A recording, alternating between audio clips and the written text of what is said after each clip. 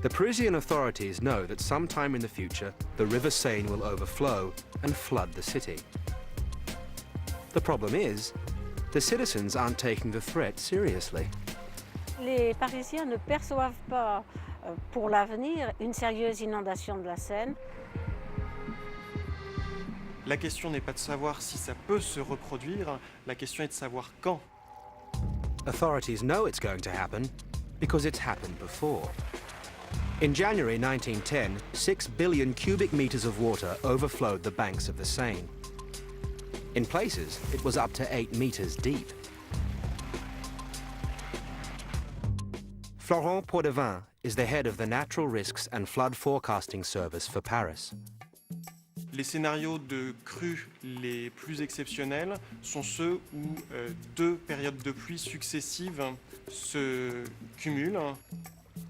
La probabilité qu'une crue supérieure à la crue qu'on a connue en 1910 se produise à Paris, elle est certaine. Dam reservoirs have been constructed to contain floodwater. High, reinforced walls built in central Paris, and a warning system gives citizens 3 days flood notice. However, the authorities know that they can't prevent Paris from flooding.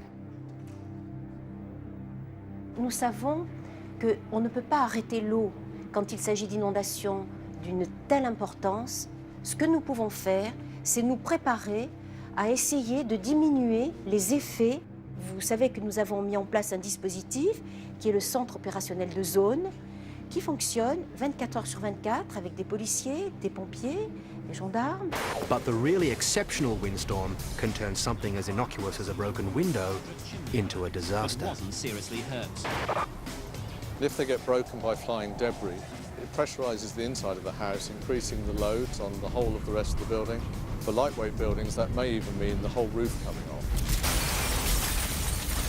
We're standing in a square in South London. In the event of a windstorm like the 1703 storm, a number of these trees will be ripped out of the ground, they will be broken off halfway up, they'll be falling on the houses, falling on the cars around here too.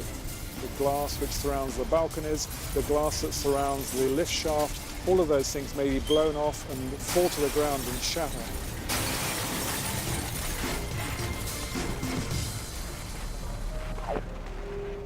Building codes have been devised to withstand gusting of up to 113 kilometers per hour, with an additional wind load tolerance of 40%, adequate to withstand a future windstorm like 1703, but only if the codes are applied. The general quality of standards in the UK is actually very good.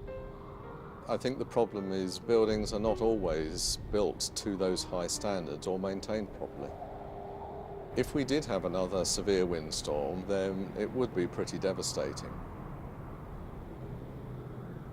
And very expensive. With 18 million properties lying in the footprint of a future windstorm, the Association of British Insurers has calculated that an event like the 1703 windstorm would cost 15 billion euros. The insurance industry is very, very worried. They're getting extremely concerned because the numbers of natural disasters have gone really through the roof in the last 30 or 40 years. Flavio Debran is a professor of engineering and earth sciences. He's been studying Vesuvius for 30 years. Based on past eruptions, we will see an eruption cloud building up high into the atmosphere. It would begin to collapse and produce pyroclastic flows containing gases, broken material from the volcanic edifice, as well as pieces of cool magma. At greatest risk are 600,000 people living in the so-called red zone, 18 areas right on the slopes of Vesuvius. This is one of them, Portici. Portici is 6 kilometers from the crater. This town will be completely destroyed. Deadly pyroclastic flows will move down the streets and engulf all of this area.